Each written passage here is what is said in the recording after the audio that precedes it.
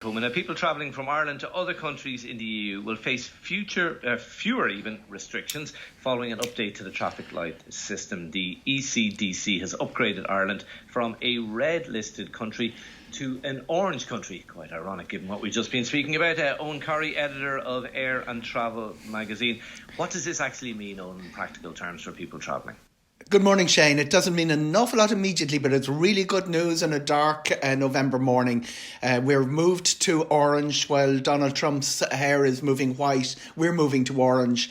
That means that country travel with other orange countries should be freed up. Not so significant for people coming to Ireland, but one of the other locations that moved to amber or orange yesterday was the Canary Islands. The immediate effect within a couple of hours was that the fact that Ireland would need PCR tests before travelling to Spain, that was due to be introduced on November the 23rd. It still accounts for Spain, but now we will not need PCR tests travelling to the Canary Islands.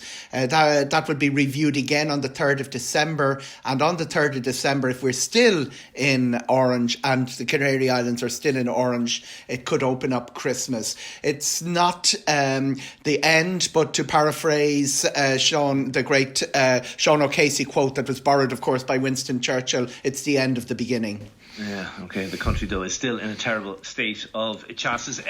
People are... It's great we're orange, but does it make people any likelier to travel in practical terms, Owen? Not really, Shane. We can tell from the bookings that there isn't a hell of a lot of demand. Two things are happening. The number of flights off the island it's been reduced to a trickle. We are now down to about 100 flights a day off the island, which would have been over 300. There are something like 20 flights out of Dublin Airport today. There would have been 100 in August. Traffic is still right down to a trickle. As listeners will know, Shannon and Cork airports, Ryanair operations have come to a halt, and the indications are that will happen again after a brief respite over Christmas. Knock Airport, of course, in the same situation. What we're looking at for Christmas week shows the number of flights, for instance, to Lanzarote, which would be 3 or 4 a day, is down to, I think, 4 out of Dublin for that entire week. And you can see fares that you would not see in normal times. England, 30% of our aviation is to Britain.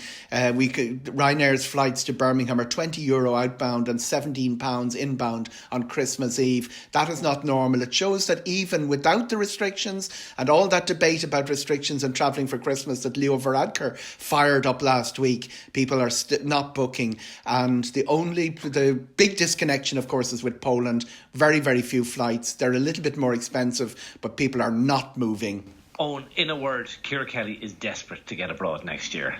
Can you give her some solace? Can we get Ciara Kelly to Europe? He's trying to get rid of me, Shane Coleman.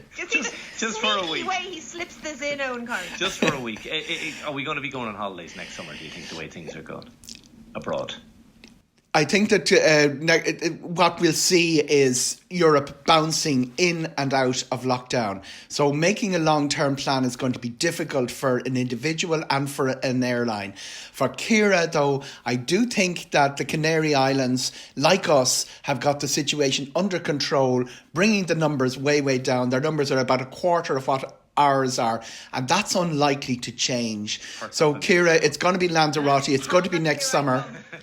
And you're going to face one of the biggest seat sales in the history of aviation, because to get people moving, Michael O'Leary only has one method. There's only one way out of this, he said this week. That's reducing prices. We're going to see amazing seat sales. Owen, good to talk to you as always. Owen Corry, editor of Air and Travel magazine. Always a pleasure.